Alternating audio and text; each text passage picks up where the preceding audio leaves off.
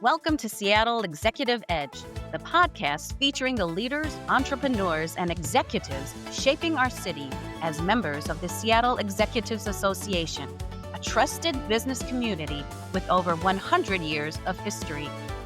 Here, we go beyond strategy and hustle to explore the relationships, trust, and connections that drive real success in Seattle. Let's dive in. Welcome to another episode of the Seattle Executive Edge, a podcast for Seattle business leaders. I'm your host, Susan Sturholm of All Things HR. I want to welcome longtime Seattle Executive member John Brondello III, president of Time Equipment Company, as our guest today on the Seattle Executive Edge. John, thank you for being with us today. It's a pleasure to have you. My pleasure. Time Equipment is the name of your company. What does your company do and what's your classification? Time Equipment Company is a family-owned business, and what we do is we do timekeeping systems for tracking employee hours. We also do parking control equipment, and we have a third division that is electrical contracting as well. So our classification within Seattle Execs is time and attendance systems. Wow, great. And you've served on the Seattle Execs board as organization's president twice. I know you've been on a number of committees over the years. Could you name a few of those if you don't mind? No, not at all. I've been a member of the referral committee, the executive committee, of course, the auction committee, the open house committee. I just like getting involved. That's the way to give to an organization. If you're going to be a member of an organization, you really need to participate fully. Make sure you give without expected return, because that's how it works. Absolutely. Couldn't agree with you more. And Time Equipment, they have been a member of Seattle Executives for some time. Just how long has it been? It's been 29 years. It's been a fun run. And how did you find out about a Seattle Execs? Was it you or someone else? It's kind of a long story there, but it's kind of funny that my dad was actually a member of Seattle Execs before myself, and that was back in the 60s. So he was a past president of Seattle Execs in 1968, and we used to be in downtown Seattle. So we were there for a long time, very, very involved with that. Come 1980, we actually moved out of Seattle into Bellevue. And at that time, my dad made the decision to take a little bit of a break from that, see what the move was like, and to make some adjustments with that. Fast forward about 15 years or so, my mom started talking to me a little bit about this association we used to be involved with and thought it would be a really neat thing to get involved. So I started to look into it a little bit and see what I could do. Next thing I know, a Seattle exec member randomly reached out to me, asked to take me out for a burger and discuss this great group that he knew of, which was Seattle Executives Association. I'm like, this is going to be a really short sales cycle here. I already know about it. How do I sign up? So that's how I got back into it again. And like I said, it's been 29 years and been fantastic. That is a great story. So was your father the founder of Time Equipment? No, he actually wasn't. My grandfather was. So this is a third generation company, always run by John Brondello. I am John Brondello III. It was started in 1928 in downtown Seattle. We started on 3rd Avenue, had 2 locations there on 3rd, moved up to 4th Avenue, actually right where the Columbia Tower is. And in 1980, sold that to Martin Seelig, moved to Bellevue, and have been running it ever since. But it's been 3 generations of timekeeping. Oh my gosh, what a legacy. That's incredible. Thank you. So your company must have seen a lot of changes since the days of when your grandfather operated the organization. Please share some of those changes with us. Well, you're right. There's been a lot of changes. We've always been independent. That's one thing that's always been the same. So we don't manufacture anything. We partner with different manufacturers and supply those solutions to our customers. In the beginning, wooden time clocks. They Oh my gosh. stand about 3 feet tall. You would wind them up every single week. You put the paper time cards in and you go. For the first 60 years, it was really a matter of putting a time and date stamp on a piece of paper. That's what we did. There's a lot of creative ways you did that, but you put a time and date stamp on a piece of paper. Moving those to electric clocks, to some that were more automated, was always exciting. But it wasn't until about the 80s when computerized systems started coming around that you started seeing some significant changes. The first key one was clocks that could actually calculate the time for you on the card. That just blew people's mind that it could do that. And do something as elaborate as sorting into overtime if it went over 40 hours. What we take for granted now was extremely novel at the time, but it was still on a paper time card. Wasn't until about the 90s that you started seeing people that we actually have computers on a regular basis in businesses. So becoming a PC-based solution where people are using a badge to swipe in and out instead of a time card. Once that change took place, it was a fundamental shift in what was going on. So instead of putting a time and date stamp on a piece of paper, which was kind of the razor blade model, you give them the time clock, but then they just buy time cards over and over and over again. Now you've got a time card you never threw away. And so it's not getting the time on a piece of paper, it's what do you do with that information that makes a difference. Now we're more focused on scheduling, compliance, calculating shift differentials, union reporting, compliance with regulatory agencies that you have to deal with when it comes into wage and hour. It's very, very complex now. Nothing at all what my grandfather had in mind when he started the company. It was just business machines. Now it's business intelligence and what you have to do to partner with so many different industries to make it work. Man, yeah. For your grandfather to see where you are now, that would Mhm. be incredible, right? Very Wow. different. Oh my gosh. Well, I mean, has it changed a lot since the pandemic? So many industries have. I'm just curious, Mhm. has that really affected your industry? Absolutely. A lot of it has to do with regulations have changed since then. A lot more focus on what labor is about, a lot more awareness of, just simple, minimum wage requirements and salary requirements and what it takes to do that labor force. With the divided labor force now, with so many people working remotely, you don't have as many people coming in and punching clocks anymore. So there's much more of a demand for technology to capture that, whether it's people just going onto websites and reporting their time, whether it's using a smartphone for a mobile workforce, also, quite frankly, tracking where they're doing the work.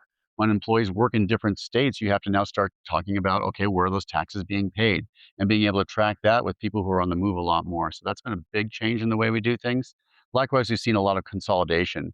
So instead of having a lot of smaller customers all over, we've been seeing a lot of consolidation and getting more enterprise level companies that have multiple locations where you have a lot of dispersed employees and having to track that and keep a centralized place where it can still work. Wow. So what type of companies do you work with and support? It's the people who have hourly employees. We try to focus a lot on the non-desk employees is how we say that. So, for example, long-term care, where you have the nurses and the med staff that are just going around, they come and they still punch a clock because there's a lot of that you have to track their hours, but they're on the move and needing to take care of things. Warehouse employees, so people who are working in a warehouse or distribution warehouses, those are the types of employees that are really important to us because there's a lot of union and shift work that has to go on with that. And it's very hard to capture that time other than a classic way of going to a central place to go ahead and punch in and punch out. Grocery is a huge area for us as well because of the unions that are involved. A typical grocery store is going to have 5 to 7 unions in it that have to be supported, all with different rules. And being able to distribute that among the different employees and do that consistently is really key. Wow. Wow. It sounds very complicated, but made Mhm. simple with the technology that That's you our have. job, is to take something complex and make it simple. Wow. So you mentioned you also do parking control. Mhm. Um, how does that relate to time and attendance? That's a great question. And historically, the easy answer to that is everybody had a time clock back in the day. You had a time clock for employees to punch in and out on. You had a time clock in every single parking garage because as a car came in, they would punch a ticket. And then when they leave, you'd punch it again. You do the basic math and you pay for the time that you have there. So if you're a car, you're punching in, punching out, and you pay the person. If you're an employee, you punch in and punch out, and they pay you. They're time transactions, and that's what we specialize in. Once you get into the computer age of the 1990s, that's where you saw the industries deviate a little bit because it was, again, what do you do with that information, not just getting the information onto a piece of paper. So if you go to somebody who's as old as we are and been in the industry long enough, you classically see that. You see time and parking together with the same company taking care of it because we came out of the same roots. If you see a newer company, you're going to see just a time company or just a parking company. But our specialty is really what do you do with that information, and that's where it's grown. Wonderful.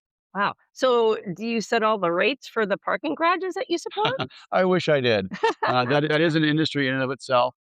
We provide all the equipment for that. We service it. We make sure that it's functioning properly and make sure those rates change at the right time. But there's a whole industry of parking operators that do all the analysis and figure out what those rates should be to maximize the return for the asset owner.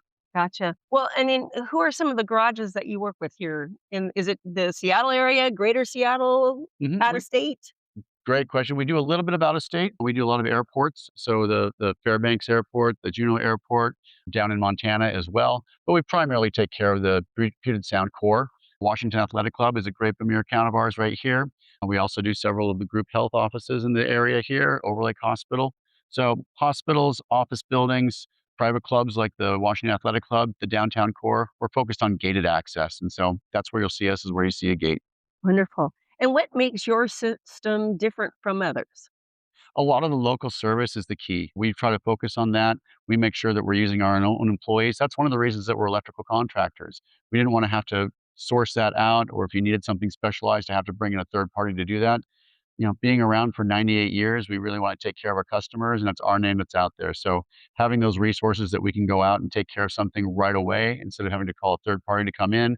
Some of our competition even requires you to buy emergency kits with replacement supplies that they'll walk you through because they don't even have a presence here. Customers thought sometimes they'll think that that's a cheap way to do it. I'll grab it really quick. I don't have to worry about the service. And then all of a sudden, a couple months in, someone plows through a gate and they realize, no, you really need some local service to take care of that because that's just the nature of the beast. So having us local here, that's what the big difference is. Makes sense. And in regard to time and attendance, what type of companies can benefit from your service? Pretty much anybody with hourly employees, if you're a smaller company and the like, we can help you out. But most of the time, we're trying to look at people who have, say, between 50 and 500 employees. That's where we can make a real difference. When you have multiple locations, there's a lot of challenges that come with that. And especially if you have multiple EINs, we can differentiate that the way payroll companies can't by taking that and pairing that up so we can report each of those separately, yet track employees across locations. That's a really key difference there, too. So, customers that have multiple locations, customers with unions, and customers with a lot of hourly employees. That's where we specialize in streamlining that process. Makes sense. So, do you process payroll for your clients as well, or? We don't do that in-house. Oh, We really partner with the payroll providers to do that. We have a lot of strategic relationships to make that happen, that make it seamless for the customer and the end user. We truly believe it's an industry in and of itself. Time and tape attendance is very specialized. You really need to do it right, and you need to get that distribution taken care of properly with all the regulations that are in place. And so we partner then with the payroll companies who can process that information too, take care of the taxes, take care of the filings, and all the reporting.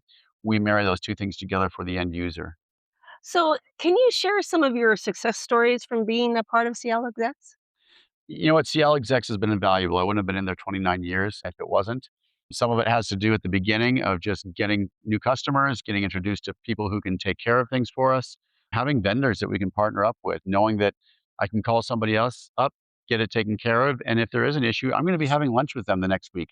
And so we can sit across from each other, smile, and get things taken care of. I always like to say it's not if something's going to go wrong, it's when it does, how is it going to get handled? Exactly. And the nice thing about Seattle Execs is it really helps everyone hold themselves accountable. You do business with friends because Absolutely. you trust each other. And that's probably been the biggest benefit where people come up and say, you know what, I've got somebody who I know will take care of you because they've known and trust me because we've built that relationship. That's why I stick around. I love to have the resource to be able to share with my customers. It helps my customers feel more valuable. One story I'll remember forever is we were doing business with a golf club. We had our time and attendance systems in there, and we've been working with them for about 9 months only. But they just loved the relationship with that. And she called me up one day and says, "Hey, I need a copy machine. Who can you refer me to?" And I says, "No, wait, why are you calling me for this?" She goes, "Because I know that you're going to have somebody who can take care of me." And they just knew that. And I did. Of course I did. It was someone who was in Seattle Execs that I could refer to them. That's the type of relationship I want to have with my customers. And having this resource of Seattle Execs helps me to solidify my relationships with my customers as well. And I totally agree. I feel the exact same way. So, John, thank you so much for being a guest today with us. I so appreciate it, you being here. And thank you for listening to the Seattle Executive Edge. Special thanks to the Washington Athletic Club for their podcast space. And for more information about Seattle Execs, visit seattleexecs.org. Thank you for joining us. Until next time, keep building strong relationships, stay curious, and keep creating your own executive edge.